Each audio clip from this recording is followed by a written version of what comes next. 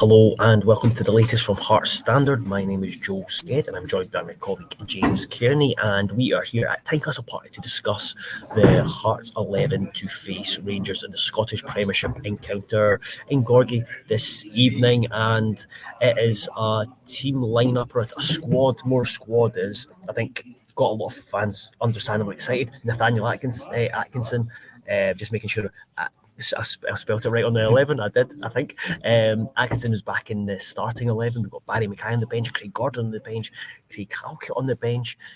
Of course, as we reported, Liam Boyce and Cammy Devlin have missed out. Alex Lowry drops out because he is unavailable. Andy Halliday's not in the squad either. Michael McGovern's dropped out of the squad, but Kenneth Vargas has come back in. So when you look at it, considering you're missing Boyce, Lowry and Devlin, three big first-team players, it's a really deep, impressive squad. No, exactly. I think this is probably the first time this season we've seen the Hearts squad really be able to kind of flex its muscles, as it were. You know, like you've not, because so many of these players have been out for such a long time. You know, Atkinson, McKay,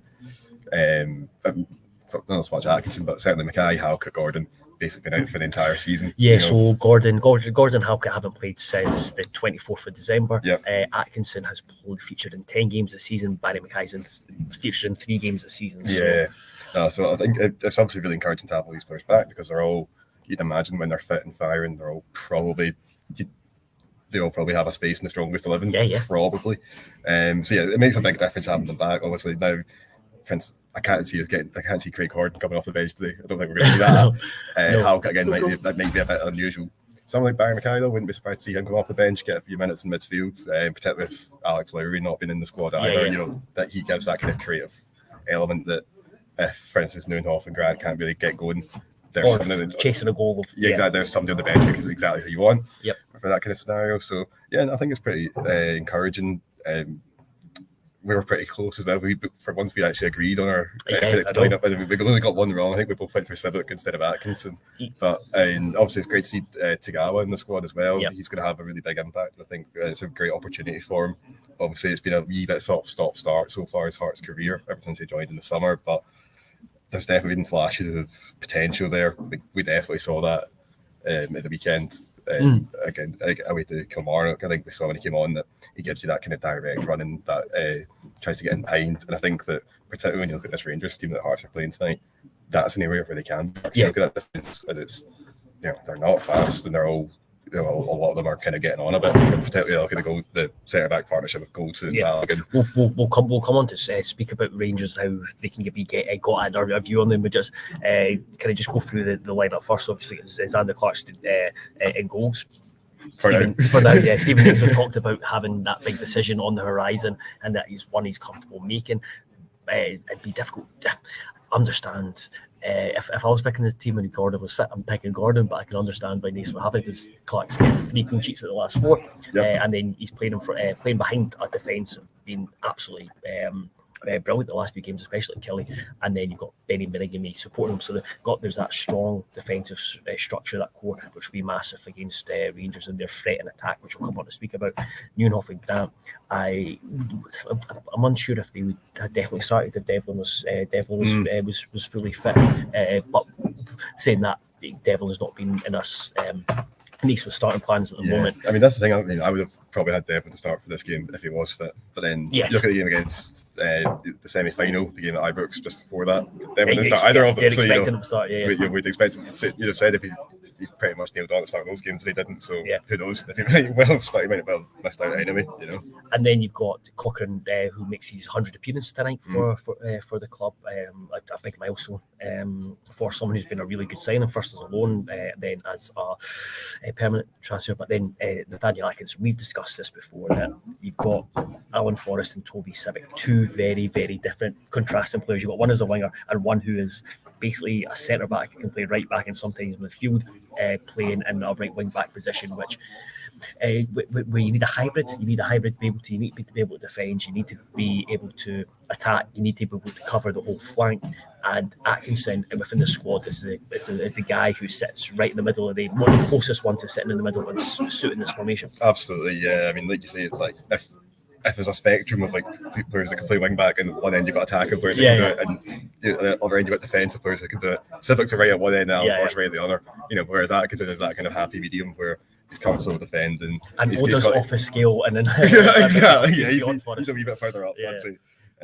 But I do think that like Atkinson, his athleticism is really big as well. The fact that he can get beyond players, he can charge up and down. I think again that'll be particularly important today when he's up against Ridvan Yilmaz. Again, I'm going to talk about it in a wee bit, but I think that having that kind of pace and that strength in order to get forward is great. He's got that end delivery on him as well. If he gets into good prompts areas, he can hit a ball in the box, he can pass it around a bit. But then he's also got that defensive nous, that kind of upbringing, playing in defence, so he knows to be in the right position at the right time, when to go, when to sit, all that kind of stuff. Where someone like Forrest maybe occasionally gets caught out with that kind of thing. I think Hearts would probably like Atkinson to have more defensive awareness about him, but like you said, he's much more of a defender than Forrest, which is your main point, and very valid. But it's interesting that we've seen that Atkinson this season has played well. I think he's quite strong starting the season, like him going up the wing against St Johnstone. He was always cutting around kind of on his left, but this will be the first time you'll have Atkinson, I think, this season, from what I can remember, actually playing out and out as a wing back. That's the thing, because obviously earlier on in the season, Hearts were normally playing in the back, flat back forward. He was on the right of it. It wasn't until really the Rangers game at Ibrox that this formation that we've seen recently has became the go-to. Really, so you're right. I mean, we've not. It's probably the assistant that gets the most out of his talents. And yet we've not seen him in it at all. So again, maybe there's a little bit of maybe we're projecting our hopes and dreams onto him here. We're just deciding that we've not seen it there for you. He'll be perfect. But I do think it does make a lot of sense, and I think it's really encouraging to have him back in the squad. Definitely, whether or not he lasts the full 90 minutes, that's probably something I'd be very surprised if that's the case, because obviously these players that are returning, they've not kicked the ball in the last month or two. For Atkinson's case, it's going to take a little while to get fully up to speed, but certainly if he can get 60 minutes in his legs tonight, that's really encouraging ahead of a massive game for Tawdry at the weekend. And the good thing is, when you look at the bench, you have got, depending on the game situation, if you have to replace Atkinson, if you're chasing a goal, you can bring Forrest on, or if you're defending the lead, you can bring Civic on. If it's a draw, then, well, that's Naismith's decision when it comes to going into the final third. You talked about Tagawa and the threat he's going to pose the Rangers defence. So you look at the Rangers defence, you've got Ridvan Yilmaz, James Tavernier flanking Balogun and Goulton. I mean, Goulton and Balogun in Scottish, and just anywhere you can be told, you can be shown clips of a player you're coming up against. You can have that skill. It's like, this is what to expect, this is where it should be. But it's not really until you actually play them that you properly get to grips with them. And within Scottish football, you're playing each other four times a season, so you get to know players really quickly. Goulton and Balogun won't have come up against Tagawa, so they can do all the scouting or preparation they want. It's not until you get on the field and actually have to deal with a player of what we hope is his qualities, or someone who has got the willingness to run in behind it, and he looks like he's a decent shape as well, but he's strong, physical as well. Definitely, I mean, I think particularly I'd like to see if Shankland and Tagawa kind of playing as a front two up top. I'd like to see Tagawa played more on the right hand side for Hearts. I think just because I think there's that little gap between, for instance, Yilmaz and Balogun. If I was Tagawa, I'd be looking at that and licking my lips. So that's a great opportunity to the Heart Rangers. And I think if you can get some attacking at pace in that area, they can really hurt. And there's also the thing as well, Tagawa being a left-footed player, it allows him to come in on his left-hand side where he's stronger as well. You've seen that against Kelly where he had the shot. Of course, he came really close actually to getting his first league goal for the club. So, I think that's it makes a lot of sense. Again, we'll probably see Shankland dropping quite deep, I would imagine, at times, just because I think that Grant and Dudenhoff will probably need a hand. But then I think as well that that's another real opportunity for Hearts in this game is if Shankland does drop deep, because I look at the Rangers midfield, and with the exception of John Lundstrom, they're not the most defensively minded players in there. They're more creative attacking players rather than defensive ones, which means that actually there might be a chance for, particularly if Shankland drops deep and the Hearts are essentially at that point kind of a sort of diamond midfield. At that point, you can start working the ball past them, working it around them, and then start get forward and into dangerous areas. So I think that's a real opportunity for Hearts. Tonight. Absolutely. I think it's a really good point. And in terms of Rangers, we've not got brought the Rangers team up on the screen there, but it's so Butland goals. I've read through the back four, and then you've got basically, I think it's Tom Lawrence and Lundstrom as the kind of sitting players, with Cantwell in front of them and Seema and Ross McCausland either side behind Danilo. So it's a very attack-minded team. I think it's probably a team that's would encourage Rangers fans. I looked at it and I thought that there's a lot of pace there. There's a lot of kind of creativity, attacking things, but also looked at like that team could be a bit soft in terms of being up for the battle, and if you can get in about them and make it difficult and be physical, just wonder if they would be able to match that intensity or be happy to deal with that. No, exactly. I think that's the point. It's like you particularly look at guys like in the midfield, for instance, Cantwell and Lawrence, who they're both great players, right? Very great technical players, but you're right. Do they have that battling quality that's required? If you can get in their face, start make life difficult for them. Are they the sort of players that can cope with that? I'm not 100% sure they can.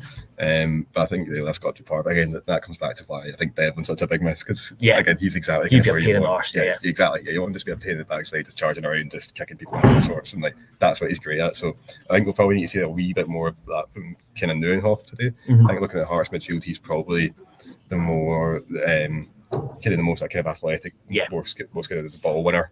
Probably the best ball winner of that midfield three, even though it's not especially his game. So I think again it'll be interesting to see how that gets on, because I think that actually looking at both midfields, there's no one in either side that's particularly adept at winning the ball back, getting their foot in the ball, controlling things. So I think it could be a wee bit chaotic in the middle this evening. Wouldn't surprise me, but it's definitely an area where again I think Hearts can get that numerical advantage with Shankland dropping deep. And as I said, I'm sure I said this every day, but I think in terms of creating chances for Hearts, the space in this one's going to probably come from out wide. I think even though you look at it and they go, oh, they've got wingers and fullbacks, we've only got wing backs, I still think that's where the space is going to be, because I think the wingers are going to be that far forward that getting beyond them is not a problem.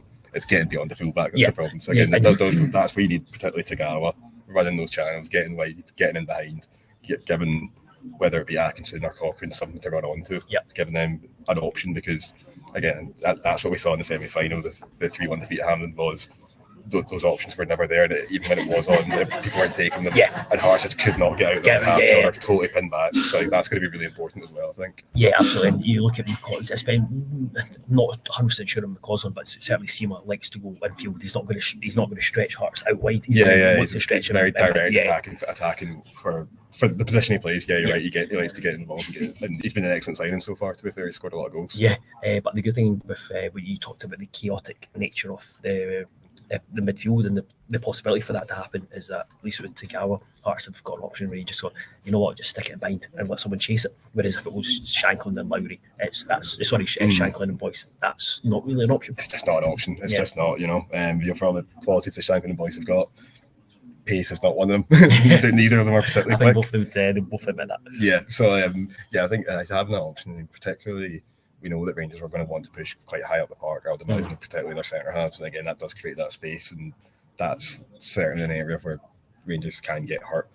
So it's going to be a really interesting one. But looking at both sets of players, looking at both sets of squads, and that's been announced, Hearts have got a great chance here. I mean, like as Jim Russell was pointing out on Facebook there, he's saying that he can't remember Hearts' benching looking so strong, and he's got I think that's a great point. It comes to the caveat that a lot of these guys aren't quite up to match fitness yet, but you do look at it and go, there are options there for if Hearts are chasing a goal, if they've got a lead to defend, there are different kinds of options there that they can go to and do that. So, and actually, I think that I know Naismith's had some flack for some of his in-game decisions, but I think largely, particularly over the last couple of months, he's got more right than wrong. I would trust his game management in that sense. So.